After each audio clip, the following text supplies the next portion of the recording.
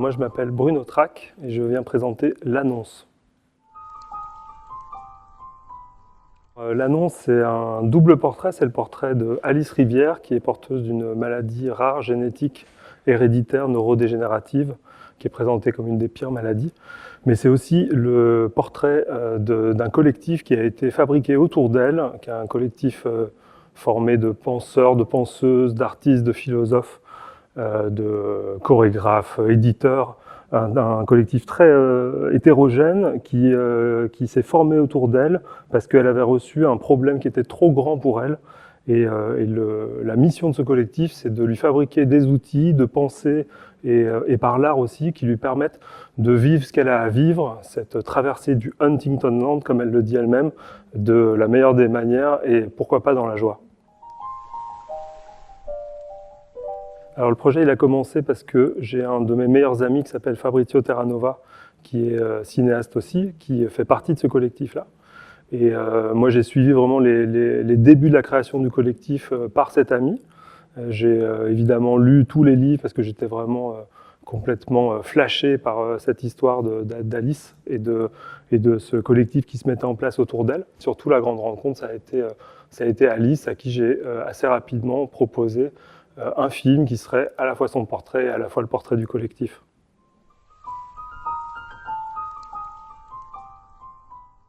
L'idée de faire un double portrait, il est vraiment pensé pour que les deux portraits s'enchassent et se répondent l'un l'autre et aient le plus possible d'écho entre l'un et l'autre. Donc il y a d'un côté le portrait d'Alice et de son récit, et ce portrait-là on l'a tourné chez elle, à Bruxelles, où elle habitait à ce moment-là. Et ce portrait-là, voilà, il prend place dans sa maison, mais qu'on a petit à petit rendu de plus en plus folle. C'était une manière pour moi de représenter à l'image un petit peu l'invisible de cette femme et peut-être même sa puissance cachée ou son côté chaman. Puis de l'autre côté, on a tourné une résidence, le collectif Ding Dang Dong, il fait des résidences annuelles ou 2 fois par an. Et l'idée, c'était vraiment de faire une résidence spéciale pour le film qui se passe en 3 jours et pendant laquelle on filmait tout. Et donc du coup, on a construit ce dispositif avec ce travelling circulaire qui filmait tous les échanges. On avait des caméras en plus qui filmaient les moments entre deux où on quittait ce dispositif-là pour raconter à la fois, pour raconter comme un millefeuille en fait, les actions et les pensées de ce collectif qui se fait à la fois autour mais à la fois aussi dans les entre-deux.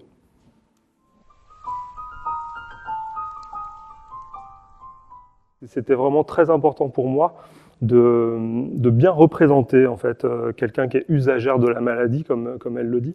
Et effectivement, dans les représentations plus classiques, habituelles ou télévisées de la maladie, c'est une maladie vraiment qui est représentée comme étant la plupart du temps glauque, sombre. Je ne fais pas une généralité, mais c'est quand même souvent le cas. Et donc du coup, c'était très important pour moi qu'on puisse réfléchir avec Alice à comment elle voulait être représentée, sans que ça soit un monde de bisounours, en parlant concrètement, pratiquement des choses, mais en insufflant le genre de vitalité, d'humour et de puissance que le groupe et elle-même mettent dans cette histoire.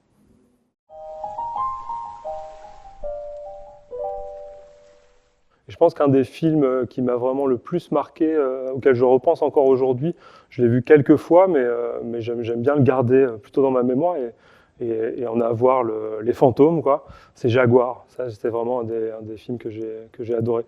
Donc du coup voilà, être à un festival qui s'appelle comme ce cinéaste-là, c'est un honneur, et aussi parce que moi, je suis un grand admirateur des relations qu'il nouait avec ses personnages et avec les gens qui filmaient et la place qu'il leur donnait dans ces processus et dans la fabrication de ces films. Et je pense que, voilà, moi, à mon humble niveau, dans la relation que j'ai aux gens que je filme, voilà, j'essaie de tendre vers ce genre de relation.